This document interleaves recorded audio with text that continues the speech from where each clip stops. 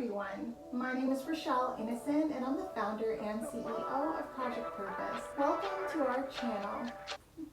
Our community is focused on fostering the intellectual and character development in children. We do this through our parent-child workshops that are focused on 4 themes: autonomy, self-efficacy, compassion, and self-concept, in order to cultivate grit, perseverance, and resilience in each child. And we are so thrilled to be offering one of the first of its kind digital, virtual, and continuous learning environments, enabling parents and children to connect from all around the world. At Project Purpose, our overarching mandate is to renew and rebuild family, community, and relationships. Our different social media platforms provide us with an opportunity to have discussions and to create space for all topics that relate to family, community, and relationships with ourselves as well as with others, with a primary focus on mental health and education. More precisely, the ways that the institutions of mental health and education play a role and have played a role in our societies at large. These discussions and debates provide us with an opportunity to think critically about what needs to change within these structures for us to live up to our bold slogan: support, protect, and empower each child through youth-focused development, better known as leadership in juvenescence. We recognize that in valuing our children's leadership potential, this also translates as recreating and co-creating environments, both socially and politically, that will enable our children to thrive. For those of you who are particularly keen on the topic, we also write thought pieces. We have a thought piece scheduled to drop this upcoming Monday, so definitely be sure to meander over to the website and check out our online content. Now, if it is the case that you're looking for a listening alternative, well, we're available wherever podcasts are playing, and we provided you with access to a few links down below. Now, as is the convention, be sure to subscribe, hit that post notification bell so that you are aware of every time we post. I am not that great at growth strategy. I just like to talk, obviously, but if you do find there are some points here that are of value to you, then definitely join our community of game changers. Let's get into it. Hello, ladies and gentlemen, and welcome back to another segment here on Project Purpose. For those of you who are new, we cover topics that relate to mental health, mental wellness, and education on a week-by-week basis. And today's topic of discussion is mental health. On the conversation on mental health, I'm going to be talking about some tips and tricks around how to manage feeling offended. And now all of us are going to experience feeling offended at some point and stage in our life. We already have at this stage in our lives. It's just part of life, right? It's part of living communally, collectively, part of just having conversations. There's going to be some things that get under our skin, that grind our gears, and that irritate us. And so I have my own ways and mechanisms of dealing with offense, and I think that they're pretty adaptive, so I'm going to hand them over to you. I have maybe three or four top tips and tricks around managing offense that allows you to respond if you're choosing to respond in a way that is honoring yourself and in alignment with your values. And so the first thing that I want to say is that when you're offended, when someone is saying something that offends you, it doesn't necessarily mean that you need to act on it. And sometimes that is something that is just completely goes over people's heads. They feel offended and they're immediately ready to throw hands. And so I am not that person. If I am offended, I am first going to assess, who is this person to me? Do I value this person? Do I value this person's point of view? Do I value this person now that this is their point of view? What is going to be the benefit of the energy that I invest in the offense? And so that pivot means that I recognize that my energy has value and I'm valuing other people's energy in the way that I respond to it, including offense. So it's not always going to be the case where I am offended that you're going to see me act or even plan to react if I don't value the person in front of me who is offending me, or the people, places, and situations that I find offensive. Mostly what I'm going to do is take note of the offense and then make myself scarce as much as possible. And so this is because, typically speaking, I would prefer to avoid all conflicts as much as possible. And because I am someone who believes in authenticity, if someone is being defensive, speaking their truth, then it just gives me the information that I need to distance myself. I'm not going to try to rally the troops and bring someone over to my perspective or force someone to see my point of view. If your point of view is truly a reflection of who you are and how you think, then that is information enough for me to keep my distance. And so that's how I typically navigate offense in the public arena, whether that's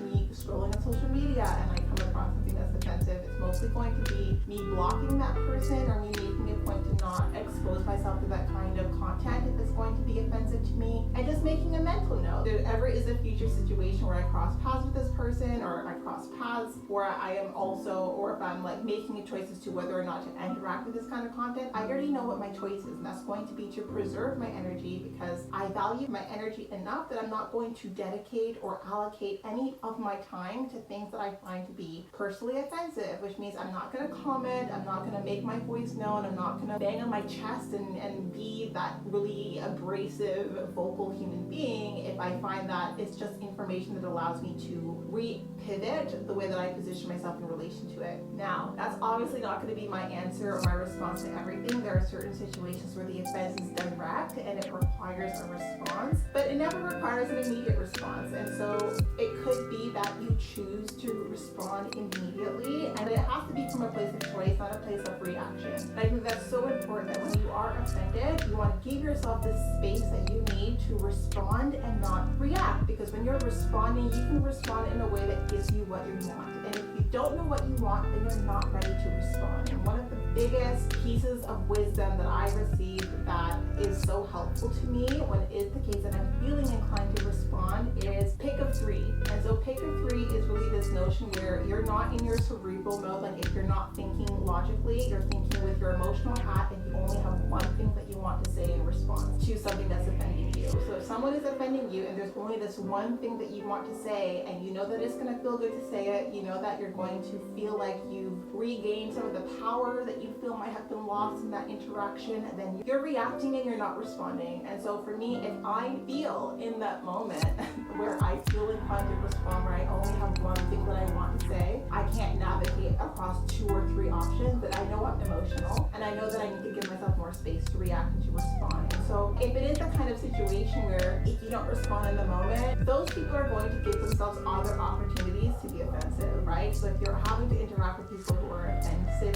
to you, then don't respond with the reactive response that you have in your head. Keep your cool and give yourself the opportunity to then build out some responses, some communications that are honoring yourself, honoring the environment that you're in, if ever it is the case that you find that that comes up again. And so it's always so important to do the pick of 3. When it is the case that you find you've been triggered and you really want to respond to something that is offensive to you, you want to always make sure that you're responding in a way that you're getting what you want. There's a resolution in place, and the resolution is not cutting someone down for size. And so I have told myself, part of me and my own personal values is that I'm not going to respond for the sake of just reasserting my power. That has been a choice that I have made as part of my growth and development. There have definitely been times in my childhood, in my pre-adolescent years, where I was really about power. It was about power distribution in my relationships, and I was very cognizant and very attuned to power distribution. And so I would respond in ways where I was either increasing my power in a different dynamic or reestablishing my power in a different dynamic. And now as I'm older, as I've gotten more mature, I'm not going to engage in those kind of power plays with individuals. I'm going to respond if I feel like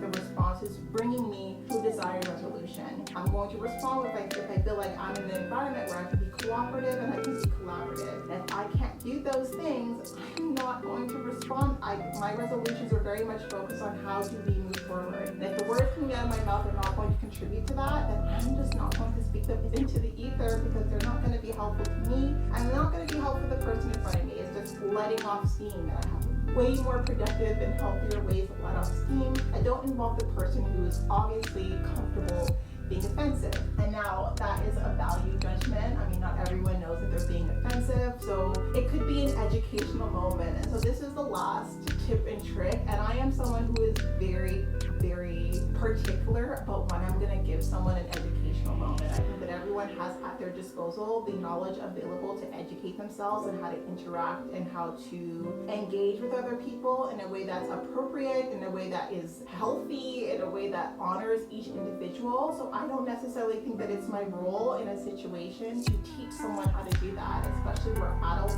now in the environment that I rotate in. I expect people to have that foundation in place. And so if it is the case that I'm interacting with someone where it's like, wow, this person needs like an educational moment, it's really going to be based on the rapport that I've established with this person if I'm going to give it to them. I mean, I think that that life is going to teach each of us the lessons that we need to learn at some point, stage, and phase in our lives. I don't necessarily think that I am the person that needs to teach those lessons. Like, if I do make it a point where it's like, no, there needs to be accountability, there needs to be resolution, is this person needs to recognize that their choices, their behavior, it comes with consequences, and I'm comfortable giving the energy to make sure that that takes place, and I'm going to do that. I'm going to be very resolved in making sure that that translates, but that's not frequent. I don't frequently engage in that. I typically will live and let live and allow people to deal with the ramifications of their consequences in time, because I do think that everything comes full circle in time. But it's not something that I'm going to do in every case, in every situation, because again, like, my value is on my energy in response to the things that are offensive to me, and I expect that life is going to have me interact and cross paths with people who are offensive, or people who are short-sighted, or people who irritate or who trigger me at some point, stage, and phase. But that's for me to deal with. That's not for them to deal with. I don't necessarily think that my emotions are other people's responsibilities, and as such, I don't take responsibility for other people's emotions or emotional reactions to me. That's for them to manage on their own. If they want to manage that by having a conversation with me, great, but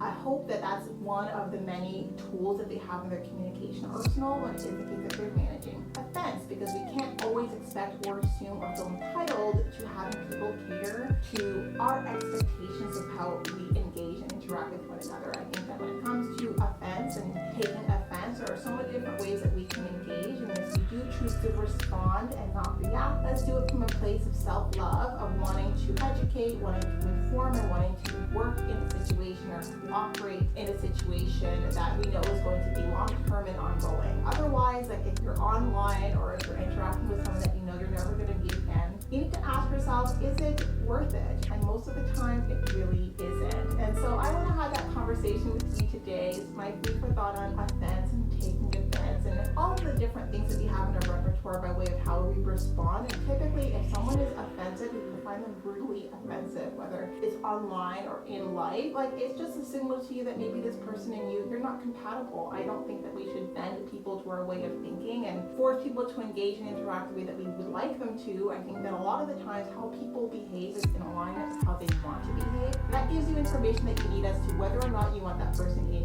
your circle. So that is the food for thought that I'm leaving with you today. Hopefully helpful. Now, as it relates to my stalking situation, no information for you as yet, but definitely will let you know as soon as I do. So leave your comments down below as to how you manage offense and what it is that you do that you find keeps you in alignment, keeps you grounded, keeps you centered, and we'll have a conversation from there. Thank you so much again for watching, and we'll talk to you all very soon.